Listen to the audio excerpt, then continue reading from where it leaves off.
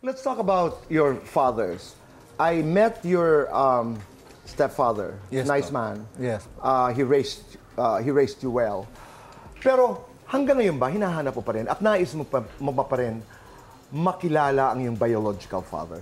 Yes, opo, Tito Boy. Yung tanong mo kung hinahanap ko, siguro at this moment, hindi na kasing gaya nung dati na talagang halos everyday ng buhay ko hinahanap ko siya. Pero ramdam ko sa sarili ko na hanggang ngayon, hindi pa rin ako buo. Pero nagkataon lang na, hindi ayoko naman sabihin sinukuan ko, but mahabang panahon kasi na sinubukan kong hanapin, hindi ko rin naman talaga, napagwagian or napagtagumpayan yung paghahanap. So, yun, tinatanggap ko naman sa sarili ko na baka Hindi buo ang kwento dahil kahit papano, pinalaki ka ng maayos ng nakilala mong mga magulang. Ay, opo, Tito Diba? Boy. Oo. Talagang, alam ko kung nasan ako ngayon dahil po sa kanya. Right. Opo. Naalala ko nag-uumpisa ka sa industriya, diretsa muli na salita, inalipusta ka, tinawaran ang kakayanan mo, tinawaran ang pagkatao mo. Yes po, Tito Maraming mga kwento ang lumutang Boy. Yes po, Tito Boy. na paninira sa'yo. Opo. Anong pakiramdam mo pag nililingon mo ngayon lahat yon? Masakit, Tito Boy, kasi gaya mo, alam mo ang kwento ko, ilang beses tayo nakapag-usap tungkol dyan. And then, puno-puno ako ng insecurities, di ba? Dati, pakiramdam ko, ang dami kong kakulangan, nag-artista ako, hindi ko alam kung paano makikipagsabayan sa mga kasamahan ko. For example, di ba, binigyan ako ng isang project dati, ultimong pambili ng magandang damit para sabayan sa pagpopromo yung mga kasama ko, pagpopromote ng mga shows namin. Hindi ko alam po paano makipagsabayan kasi wala namang perang pambili ng damit. Mga ganun. Tapos, prom-D ako, probinsyano ako. Hindi rin ako, pakiramdam ko, hindi naman ako gwapo.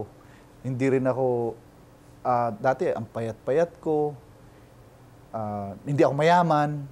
Hindi ako Inglesero. Alam mo yun, Tito Boy, ang daming insecurities ko sa buhay.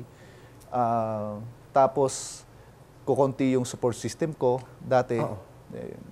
Paano mo nalampasan yun? Ano, Tito Boy, talagang tinrabaho ko yung sarili ko. I mean, ano yung mga kakulangan sa akin? Ano yung kailangan kong i-improve sa sarili ko?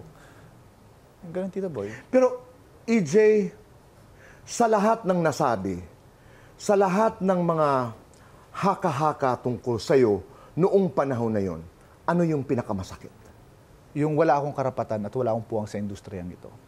Sinabi yan sa'yo, diretsa? Opo. Paano ka makapag-artista, hindi ka naman nag-i-English? Yun lang.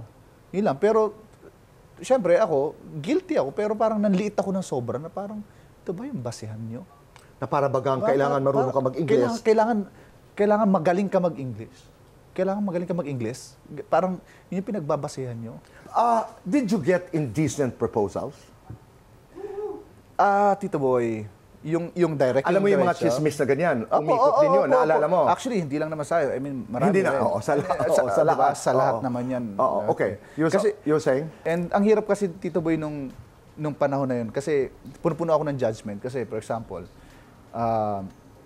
si EJ Falcon, nakikita ng tao, mahirap. So parang iisipin nila, ito pag inoferan, kakagatin to. Kasi mahirap nga ako eh. Ganon yung nangyayari. So pati yung pinagdaanan ko sa buhay na mahirap ako, nauhusgahan ako na parang, yan mahirap yan. Baka walang pambiling ano yan. Baka pwedeng, alam mo yung ganon. Pero kung pasintabi naman po, sa may mga kaya sa buhay na mga nakasabayan ko din, parang ang hirap nilang husgahan kasi nga, hindi yan kasi mabuhay na pamilya yan, may kaya yan, hindi ganyan. So nasa akin talaga. So pag tinanong ako at sinabi ko yung totoo na wala talagang ganyan, hindi rin maniniwala kasi nga, mahirap ka lang. Ang hirap, ang bigat, ang hirap talaga ng Tito Boy.